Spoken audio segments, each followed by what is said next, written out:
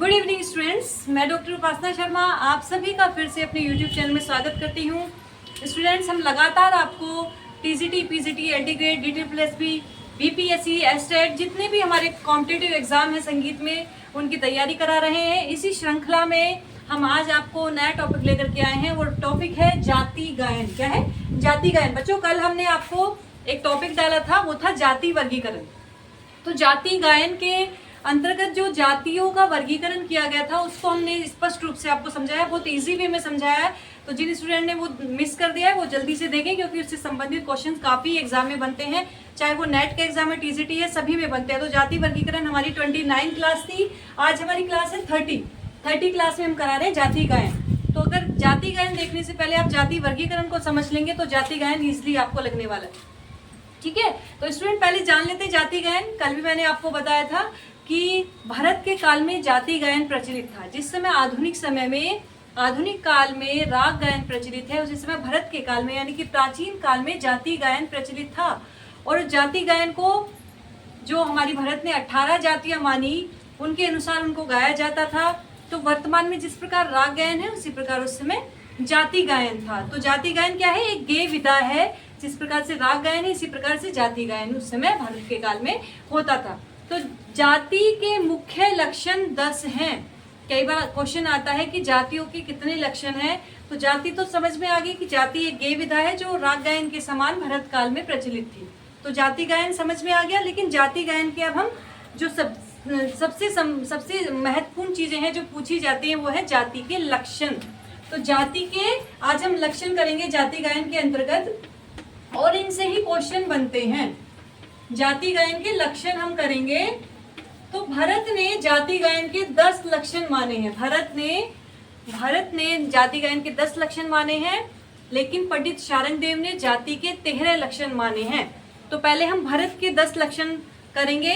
10 लक्षण तो शारंगदेव जी ने वो माने ही है भारत वाले, लेकिन उन्होंने 3 और ऐड कर दिए हैं, उनको भी हम जानेंगे। तो इनको डिटेल में आप समझ लीजिए कि किस लक्षण में क्या चीजें हैं।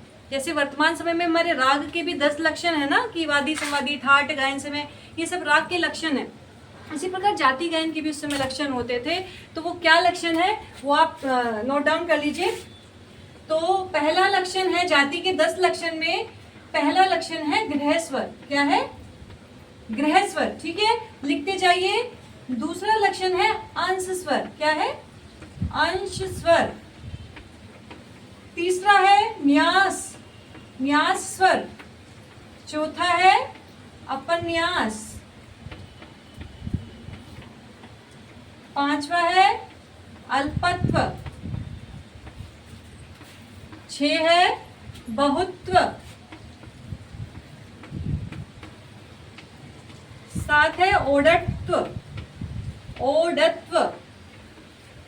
8 है षाढ़त्व। 9वां लक्षण है मंद्र, और 10 लक्षण है आपका तार। ठीक है, तो जाति के ये 10 लक्षण हैं। इन 10 लक्षण को पॉइंट वाइज आपको याद रखना है। कई बार पूछ लिया जाता है ओड़त्व क्या है, या बहुत्व किसके अंतर्गत आता है, या मंत्र तार से क्या अभिप्राय है, न्यास क्या है, उपन्यास क्या है, तो आप बता देंगे ये जाति के 10 लक्षण का एक पार्ट है।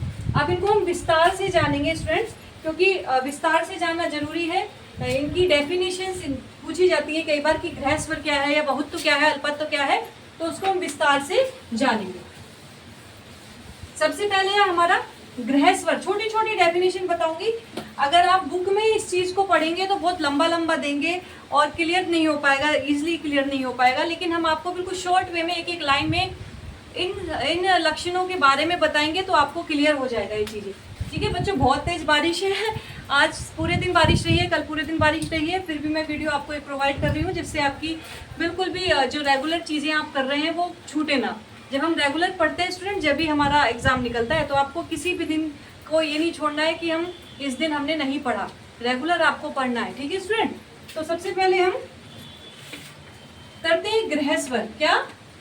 गृह स्वर। अब गृह स्वर क्या है, गृह स्वर की परिभाषा जान लेते हैं। जिस स्वर से, सभी नोट डाउन कर लीजिए, जिस स्वर से जाति गायन स्वर से जाति गायन प्रारंभ होता था? प्रारंभ होता था, वह क्या कहलाता था? ग्रह स्वर कहलाता था। स्टूडेंट, कई बार क्वेश्चन आया है कि जाति गायन का जो आरंभ होता है किस स्वर से होता है, तो वो कौन सा स्वर है? ग्रह स्वर। ठीक है, नेक्स्ट अंश स्वर। सेकंड क्या है? अंश स्वर क्या है? अंश स्वर का मतलब इसको स्थायी स्वर भी कहा गया है, इसको अंश स्वर को स्थायी स्वर भी कहा गया है और इसको जीव स्वर भी कहा गया है। ठीक है, वर्तमान समय में हमारे राग गायन में वादी स्वर प्रयुक्त होता है। आप जानते ही वादी स्वर प्रयुक्त होता है, तो उस समय जाति गायन में क्या प्रयुक्त होता था? अंश स्वर। तो अंश स्वर से मतलब वादी स्वर ही है, तो इसको स्थायी स्वर भी कहा गया है और जीव स्वर भी कहा गया है। नेक्स्ट न्यास स्वर। न्यास क्या है? जाति गायन में जो न्यास है वो क्या है? इसकी डेफिनेशन लिख लीजिए। जिस स्वर पर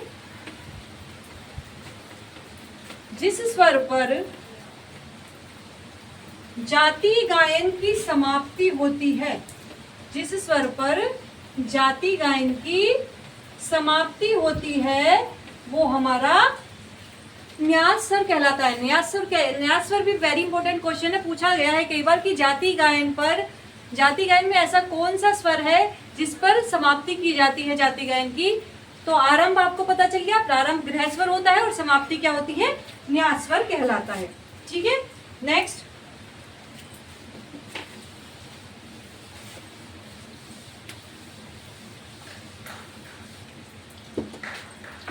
नेक्स्ट है आपका अपन्यास स्वर। ठीक है, अपन्यास क्या है?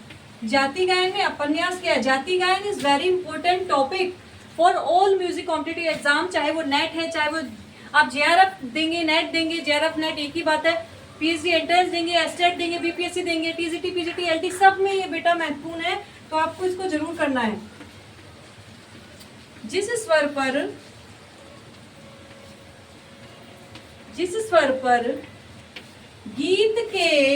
गीत से तात्पर्य यहाँ पर जाति गायन से ही है, गीत के मध्य भाग की समाप्ति होती है, मध्य भाग की समाप्ति होती है, वो हमारा अपन्यास स्वर कहलाता है। ठीक है, मध्य भाग यानी कि बीच में। ठीक है, या स्थायी अंतर हम गा रहे हैं तो स्थायी की समाप्ति जहां पर हुई वो अपन्यास कहलाएगा। तो जिस स्वर पर गीत के मध्य भाग की समाप्ति हो गई वो अपन्यास स्वर। प्रारंभ हुआ हमारा ग्रह स्वर से और अंत हो गया हमारा न्यास पर, और अपन्यास क्या है? बीच मध्य भाग की समाप्ति। तो कई बार पूछा जाता है मध्य भाग की समाप्ति किस स्वर पर जाति गायन की जाती है, तो वह है अपन्यास। नेक्स्ट हम कर रहे हैं ओड़त्व। ओड़त्व के साथ ही हम षाढ़त्व कर लेते हैं क्योंकि ये एक ही डेफिनेशन इससे संबंधित है दोनों की। ओड़त्व से मतलब है 5। ठीक है, लिख लीजिए ओड़त्व अर्थात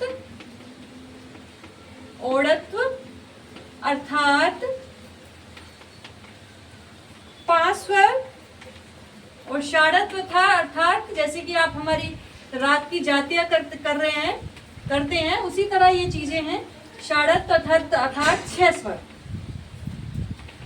इनका ओड़त्व और षाढ़त्व से तात्पर्य जाति गायन में प्रयुक्त होने वाली जातियों से है। जातियों यानी कि जो हमने कल जातियां कराई थी, या उनसे मान लीजिए स्वरों से है, जो हमारे आजकल स्वर प्रयोग किए जाते हैं राग गायन में। उस समय जाति गायन में क्या प्रयुक्त होता था?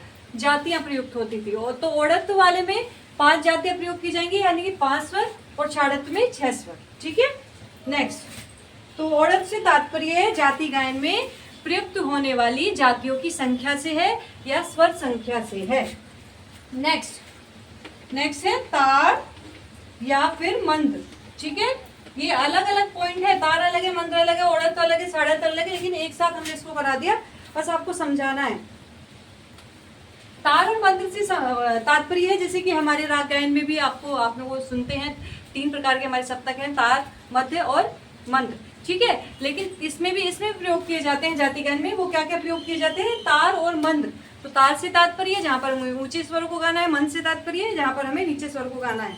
तो जाति गायन में इसका तात्पर्य यह है कि किस स्वर को तार सप्तक में गाना है, ऊंचे से ऊंचा में गाना है, और किसको नीचे में गाना है। तो तार और मंद्र में डेफिनेशन लिख लीजिए कि जाति गायन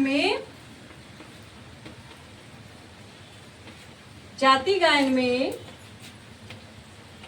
इसका तात्पर्य है यह है कि किस स्वर को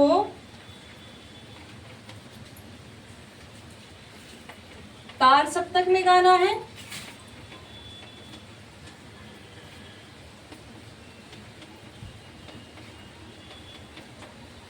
और तथा किस स्वर को, यहां पर तथा कर लेते हैं, तथा किस स्वर को मंद्र सप्तक में गाना है। ठीक है स्टूडेंट, अगर नहीं दिख रहा हो आपको क्लियर तो मैं जो बोल रही हूँ उसको आप कर लेंगे। हाँ दिख रहा है वैसे कि जाति गायन में तार मंद्र से तात्पर्य है कि किस स्वर को तार सप्तक में गाना है और किस स्वर को मंद्र सप्तक में गाना है। ठीक है स्टूडेंट्स, नेक्स्ट हम लक्षण करते हैं। आप सभी नोट डाउन करते रहिए। अगर आप हमारी रेगुलर क्लासेस लेंगे, हमारी लाइव क्लास स्टूडेंट्स 8 बजे होती है, जिसमें हम इम्पोर्टेंट क्वेश्चन सीरीज आपको करा रहे हैं। इम्पोर्टेंट क्वेश्चन सीरीज से मतलब जो आगे एग्जाम में, आगामी परीक्षाओं में संभावित प्रश्न है आने की, उनकी संभावना है, उनको हम करा रहे हैं। तो आप सभी जरूर देखिएगा, क्योंकि जो भी एग्जाम की तैयारी कर रहा है संगीत विषय की, फ्री क्लासेस बहुत कम मिलती हैं, फ्री क्लासेस सभी नहीं देते हैं। तो इस चैनल पर आपको बिल्कुल फ्री क्लासेस मिल रही हैं। इसके साथ रिकॉर्डेड क्लासेस भी मिल रही है, लाइव क्लासेस मिल रही है और टेस्ट सीरीज भी मिल रही है। तो जिसको टेस्ट अटेम्प्ट करना है, हर संडे टेस्ट आपको दिया जाता है। आप हमारे टेलीग्राम ग्रुप से जुड़ जाइए। टेलीग्राम लिंक आपको हमारे चैनल के डिस्क्रिप्शन में और पोस्ट सेक्शन में मिल जाएगा। ठीक है स्टूडेंट, नेक्स्ट है अल्पत्व और बहुत्व। ये भी दो लक्षण है जाति के, अल्पत्व अलग है, बहुत्व अलग है। तो अल्पत्व और बहुत्व से तात्पर्य है कि किस स्वर का हमें कम प्रयोग करना है, किस स्वर का कम प्रयोग करना है और किस स्वर का अधिक प्रयोग करना है।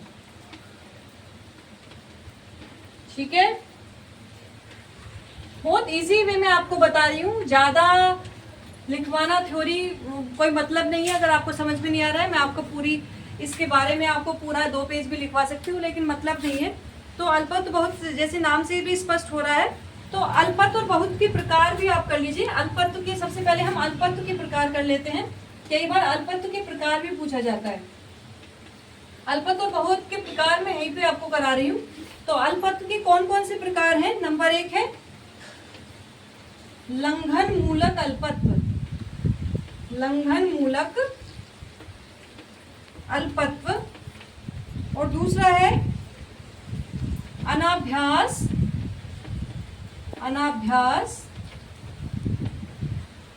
मूलक अल्पत्व। स्टूडेंट, कई बार इसके बारे में पूछा जाता है कि अनाभ्यास मूलक अल्पत्व किसका प्रकार है या किसके अंतर्गत आता है, तो आप बता देंगे ये अल्पत्व के अंतर्गत आता है या जाति के 10 लक्षण के अल्पत्व के अंतर्गत ये आता है। तो पहले हम जानेंगे लंघन मूलक अल्पत्व क्या है, इसका पूरा डेफिनेशन जान लेते हैं। लंघन का अर्थ है, जैसे कि आप समझ ही रहे हैं लंघन से क्या तात्पर्य है। तो लंघन का अर्थ है, लंघन से समझ में आ रहा होगा, लंघन का अर्थ है लांघ जाने की क्रिया। क्या है? लांघ जाने की, किसी चीज को छोड़ देने की क्रिया। तो लांघ जाने की क्रिया, स्वर को छोड़ देना या फिर टाल जाना। जैसे मैं बोल रही हूँ आप ऐसे लिख सकते हैं, स्वर को छोड़ देना या फिर टाल जाना या फिर लांघ जाना, ये किसके अंतर्गत आता है? लंघन मूलक अल्पत्व के अंतर्गत आता है। जैसे एक उदाहरण दे देती हूँ, जैसे राग जौनपुरी में आरोह कैसे लेते हैं? सारे मापा आरोह लेते हैं। तो इसमें क्या लंघन करते हैं? हम गा स्वर का लंघन कर देते हैं। गा स्वर का लंघन करके जब हम मां पर जाते हैं तो इसका मतलब है लंघन मूलक अल्पत्व, यानी कि इस स्वर को छोड़ दिया गया है। गा स्वर को जिसमें छोड़ दिया गया है तो उस स्वर का लंघन मूलक अल्पत्व स्वर बन जाएगा वो। ठीक है, तो कई बार पूछ लिया जाता है कि बताइए इनमें से इस राग में लंघन मूलक अल्पत्व स्वर कौन सा है, तो आप बता देंगे, जिसमें जो वर्जित होगा उसको ही आप बता देंगे। ठीक है, लंघन मूलक अल्पत्व समझ में आ गया बच्चों, बहुत इंपॉर्टेंट है ये। अल्पत्व बहुत के विषय में कई बार पूछा जाता है, बहुत बार पूछा जाता है। ठीक है, नेक्स्ट इसी का अल्पत्व का ही पार्ट है अनाभ्यास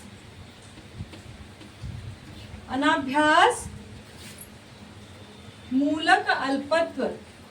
अनाभ्यास मूलक अल्पत्व।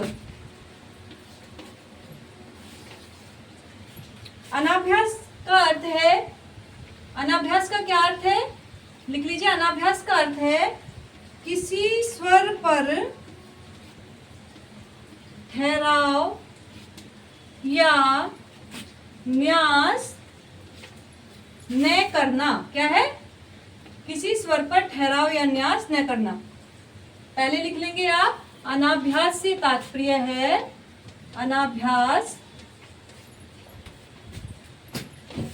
अनाभ्यास से तात्पर्य है, जो हमारे न्यू स्टूडेंट है उनके लिए मैं ज्यादा वो कर रही हूँ क्योंकि उनको समझ में आना चाहिए।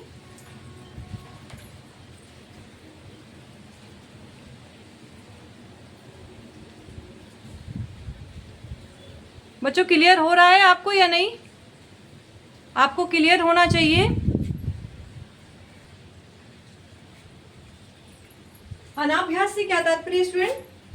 अनाभ्यास से तात्पर्य है किसी स्वर पर ठहराव या न्यास न करना, अर्थात उस स्वर को ना तो हम लांघते हैं, ना तो हम उसको लांघते हैं और ना ही हम उस पर न्यास करते हैं। राग में तो स्वर लगता है, राग में तो वो स्वर लगता है, लेकिन उस पर हम ठहरते नहीं हैं। जैसे कि एक उदाहरण ले लेते हैं, राग हमीर में नी स्वर। ठीक है, इस स्वर को हम लांघेंगे भी नहीं। अभी हमने पहले इससे पढ़ा लंघन अल्पत्व पढ़ा, तो लंघन में हम उस स्वर को लांघ जाते हैं, लेकिन अनाभ्यास मूलक अल्पत्व में हम उस पर ठहरते नहीं हैं या न्यास नहीं करते हैं, बल्कि उसको हम छोड़ते नहीं है, न्यास भी नहीं करते हैं, ना ही ठहराव करते हैं। और ऐसा भी नहीं है कि हमने उसको बिल्कुल ही छोड़ दिया है। तो लिख दीजिए कि उस स्वर को ना तो हम लांघते हैं और ना ही इस स्वर पर न्यास करते हैं। जो मैं बोल रही हूँ उसको लैंग्वेज लिख लीजिए। राग में उस स्वर पर ठहरते नहीं है। राग में तो स्वर तो लगता है लेकिन ठहरते नहीं है। राग में स्वर लगता है लेकिन ठहरते नहीं है, तो वो क्या कहलाएगा? आपका अनाभ्यास मूलक अल्पत्व। ठीक है स्टूडेंट, चलिए अब हम करेंगे नेक्स्ट। ये ट्रेन भी इसी समय आती है रोज। अनाभ्यास मूलक अल्पत्व समझ में आ गया? जो मैंने बोला उसको आप नोट डाउन कर लेंगे। अब हम पढ़ेंगे बहुत्व के प्रकार। ठीक है, अभी हमने किसके प्रकार पढ़े? अल्पत्व के प्रकार। अब बहुत के भी दो प्रकार हैं, इनका ही उल्टा हो जाता है। बहुत में इनका ही उल्टा हो जाता है। पहला है आपका अलंघन मूलक बहुत्व। अलंघन मूलक बहुत्व। ठीक है, अब अलंघन मूलक बहुत्व क्या है, इसके बारे में जान लीजिए।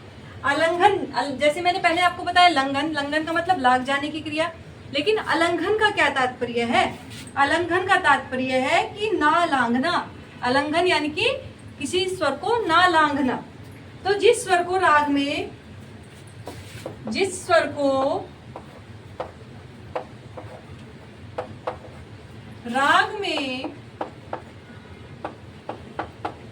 बिना लांघे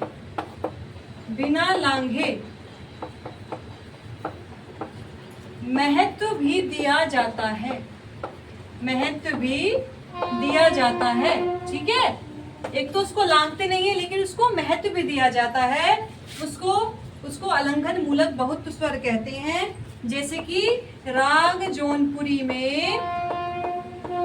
जौनपुरी में नी स्वर। ठीक है, नेक्स्ट है इसी का बहुत का प्रकार। नेक्स्ट है अभ्यास मूलक बहुत्व। क्या है? अभ्यास मूलक बहुत। अब हम अभ्यास मूलक बहुत को पढ़ेंगे। आप सभी जल्दी से नोट डाउन कर लीजिए। क्लियर है आपको या नहीं? इसको थोड़ा पीछे कर लेते हैं।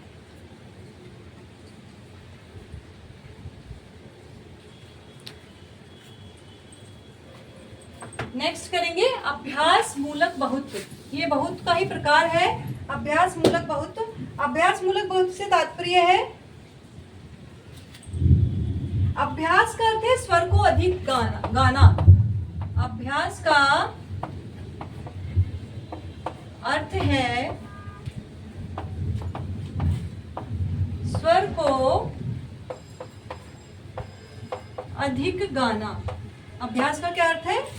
स्वर को अधिक गाना, अर्थात जब किसी स्वर पर ठहराव किया जाए, बार बार उसको गाया जाए, वो हमारा अभ्यास मूलक बहुत होगा। जैसे किसी भी राग के वादी स्वर को हम उस पर बार बार ठहराव करते हैं, बार बार गाते हैं, तो वो हमारा अभ्यास मूलक बहुत होगा। ठीक है स्टूडेंट, तो जरूर आपको ये अल्पत्व बहुवत के प्रकार याद करने हैं, क्योंकि प्रकार से संबंधित क्वेश्चन काफी बनते हैं। ठीक है स्टूडेंट, तो ये हो गए हमारे जाति के 10 लक्षण।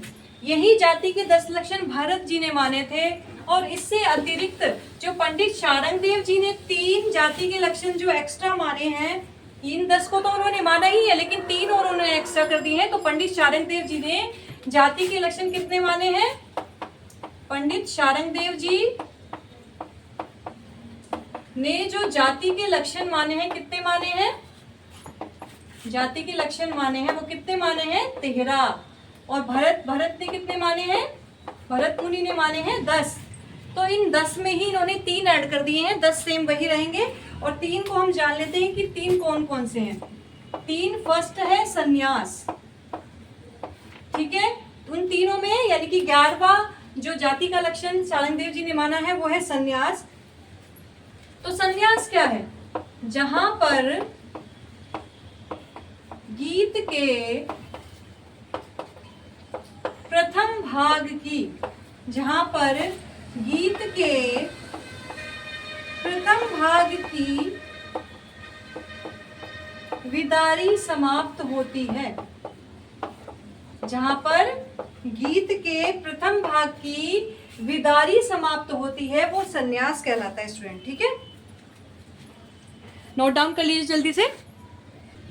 सभी ने नोट डाउन कर लिया होगा। संन्यास, जहां पर गीत के प्रथम भाग की विदारी समाप्त होती है, वह संन्यास कहलाता है। अब विदारी इसमें क्या है? विदारी समझ में नहीं आ रहा होगा बहुत बच्चों को, तो विदारी की भी एक डेफिनेशन हम दे देते हैं। विदारी की डेफिनेशन है कि गीत के छोटे बड़े भाग, गीत के छोटे बड़े भाग अथवा गीत के प्रत्येक खंड को विदारी कहते हैं। ठीक है, ठीक है, गीत का जो भी भाग है, कितने भाग होते हैं? स्थायी अंतरा कई भाग होते हैं, तो उसमें जो प्रत्येक खंड होता है उसको विदारी कहते हैं। तो गीत पर, जहां पर गीत के प्रथम भाग की विदारी यानी कि प्रथम खंड जहां पर समाप्त हुआ, वो हमारा संन्यास कहलाया। ठीक है स्टूडेंट, अभी आपको एक मैं कोई भी छोटा ख्याल है वो ले लूंगी, उसके अकॉर्डिंग आपको समझा दूंगी कि संन्यास क्या है और विन्यास क्या है। ठीक है, अब संन्यास के बाद है विन्यास। विन्यास को भी जान लीजिए, विन्यास क्या है? संन्यास के बाद है विन्यास। विन्यास का मतलब है विदारी के शब्दों के अंत में, विदारी के शब्दों के अंत में आने वाले स्वर को विन्यास कहते हैं। विदारी मैंने आपको बता दिया, गीत के छोटे बड़े भाग, तो उन भागों के जो अंत होता है, वहां पर जो भाग जहां पर खत्म होता है, तो जो लास्ट का शब्द होगा उसके अंत में आने वाले स्वर को हम विन्यास स्वर कहलाते हैं। वह विन्यास स्वर हमारे कहलाते हैं। तो स्टूडेंट्स, ये हमारे वो 13वां लक्षण उन्होंने माना है अंतर्मार्ग। ठीक है, तो 13 लक्षण हो गए पंडित शारंगदेव जी के। संन्यास, विन्यास और अंतर्भाग इन्होंने एक्स्ट्रा माने हैं। तो 13 लक्षण पंडित चाणक्यदेव जी ने बताए हैं। अब एक चित्र के माध्यम से मैं आपको ये समझा देती हूँ। स्टूडेंट्स आइए अब हम इस जाति गायन के जो 10 लक्षण हैं, इनमें जो मुख्य लक्षण है उनको हम अभी एक मैंने आपको चार्ट बना दिया है, इससे आप समझ लेंगे। जो क्योंकि आजकल के बच्चे जो हमारे छोटे ख्याल बड़े ख्याल गाते हैं तो उनको स्थायी अंतरा पता है, राग गायन के विषय में ज्यादा नॉलेज है। तो हमने जिस तरह से 8 लाइनें हमने खींच ली हैं, 1 2 3 4 5 6 7 8, तो ये 8 लाइनें में हमने ऊपर की 4 लाइन को माना है स्थाई और नीचे की 4 लाइन को माना है हमने अंतरा। इस तरह से बांट लिया है कि ऊपर की 4 लाइन हमारी स्थाई हो गई और नीचे की 4 लाइन हमारी अंतरा हो गई। तो मैंने आपको बताया जिस स्वर से जाति गायन प्रारंभ हो वो हमारा गृह स्वर होगा। तो यहाँ पर जो हमारा स्वर होगा, जहां से हमारा बिल्कुल शुरू हो रही है स्थाई, वो हमारा गृह स्वर होगा। और जिस स्वर पर खत्म हो, समाप्त हो जाति गायन, यानी कि यहाँ पर हमारा अंतरा खत्म हो गया है, तो यहाँ पर हमारा न्यास स्वर, जिस स्वर पर समाप्ति हो जाए जाति गायन की, वो हमारा न्यास स्वर कहलाएगा। इसके बाद अगर जानेंगे हम अपन्यास स्वर, तो गीत के मध्य भाग की समाप्ति यानी कि स्थाई की समाप्ति जहां पर हो जाए, तो स्थाई की समाप्ति 4 लाइन के बाद हो गई, तो यहाँ पर हमारी अपन्यास हो गया। ठीक है, अपन्यास यानी कि गीत के मध्य भाग की समाप्ति जहां पर होती है वो हमारा अपन्यास कहलाता है। नेक्स्ट जो संन्यास विन्यास हमारे पंडित चाणक्यदेव जी ने बताए हैं जाति के लक्षण, उनको भी जान लेते हैं। तो संन्यास का मतलब है प्रथम खंड की समाप्ति। प्रथम खंड, अब मैंने आपको विदारी बताई थी, उसमें बताया था कि गीत के छोटे छोटे खंड जो होते हैं वो विदारी कहलाती है। इसी तरह जब प्रथम खंड हमारा माने तो प्रथम खंड हमारा 2 लाइन में समाप्त हो जाता है, तो दूसरी पंक्ति का अंतिम स्वर हमारा संन्यास कहलाता है। अब जो ये दूसरी पंक्ति है, यहाँ पर हमारा खंड खत्म हो गया, तो ये क्या कहलाएगा, हमारा संन्यास कहलाएगा। कई बार पूछ लिया जाए कि प्रथम खंड की समाप्ति पर कौन सा स्वर है, तो आप बता देंगे संन्यास। तो ये हमारा दूसरी पंक्ति के बाद हमारा ये संन्यास स्वर कहलाएगा। ठीक है, अब इसके बाद है विन्यास। विन्यास में क्या होता है, विदारी के शब्दों के अंत में आने वाला स्वर। विदारी क्या था, छोटे गीत के छोटे छोटे भाग, तो गीत के भाग ही है, हर लाइन खंड ही है।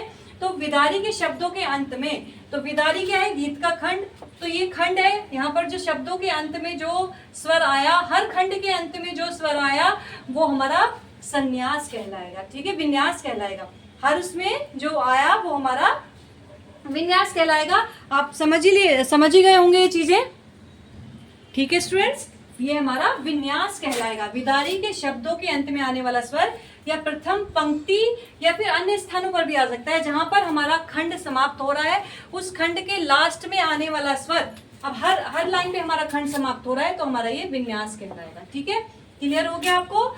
जहां से शुरू हुआ गृह स्वर, जहां पर खत्म हुआ न्यास स्वर, बीच भाग की समाप्ति अपन्यास स्वर, दूसरी पंक्ति का अंतिम स्वर यानी कि प्रथम खंड की समाप्ति हमारा संन्यास स्वर, और विदारी के शब्दों के अंत में आने वाला स्वर यानी कि प्रथम पंक्ति या अलग अलग स्थानों पर खंड हमारा जहां भी खत्म हो रहा है वहां पर आने वाला स्वर हमारा विन्यास कहलाएगा। स्टूडेंट्स, इसमें से क्वेश्चंस काफी बनते हैं, तो अगर आपको वीडियो अच्छी लग रही है तो आप जरूर कमेंट करिएगा कि हमें समझ में आ गई ये चीजें, लाइक करिएगा वीडियो को और उन स्टूडेंट्स तक पहुंचाइएगा, स्टूडेंट जो संगीत की तैयारी कर रहे हैं। इससे हमारे चैनल को भी प्रमोशन मिलेगा और हमें लगता है कि आगे पढ़ाना चाहिए, हमें नहीं पढ़ाना चाहिए, इस पर भी हमारा आगे का विचार होगा आपके ही मत के द्वारा। तो आप कमेंट करना बिल्कुल ना भूलें। Thank you.